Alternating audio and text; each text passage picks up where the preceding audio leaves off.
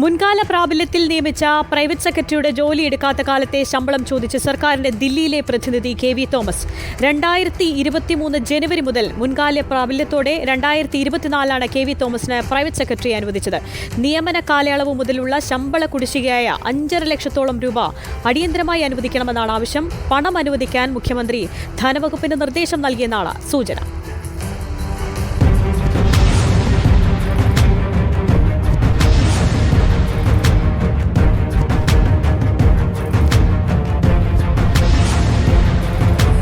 ഡൽഹിയിലെ സംസ്ഥാനത്തെ പ്രത്യേക പ്രതിനിധിയായി കെ.വി. തോമസിനെ നിയമിക്കുന്നത് 2023 ജനുവരിയിലാണ്.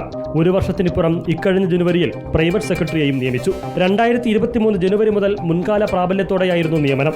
അക്കാലയളവ് മുതലുള്ള ശമ്പള കുടിശ്ശിക പ്രൈവറ്റ് സെക്രട്ടറിയായ അഡ്വക്കേറ്റ് റോയ് കെ വർഗീസിന് നൽകണമെന്നാണ് കെ.വി. തോമസിന്റെ ആവശ്യം. കുടിശ്ശിക തുകയായ 5,40,452 രൂപ അടിയന്തരമായി നൽകണമെന്നാണ് കെ.വി. തോമസ് സർക്കാരിനോട് ആവശ്യപ്പെട്ടിരിക്കുന്നത്.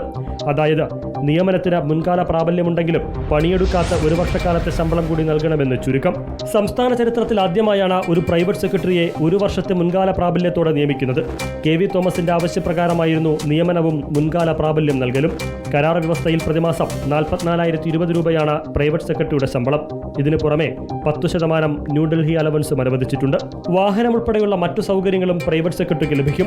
പ്രൈവറ്റ് സെക്രട്ടറി കൂടാതെ 4 സ്റ്റാഫുകളെയും കെ.വി. തോമസിന് അനുവദിച്ചിട്ടുണ്ട്. കെ.വി. തോമസിന്റെ ആവശ്യം പരിഗണിച്ച് ശമ്പള കുടിശ്ശികയായ 5.5 ലക്ഷത്തോളം രൂപ അനുവദിച്ചു നൽകാൻ മുഖ്യമന്ത്രി ധനവകുപ്പിന് നിർദ്ദേശം നൽകിയതായാണ് സൂചന.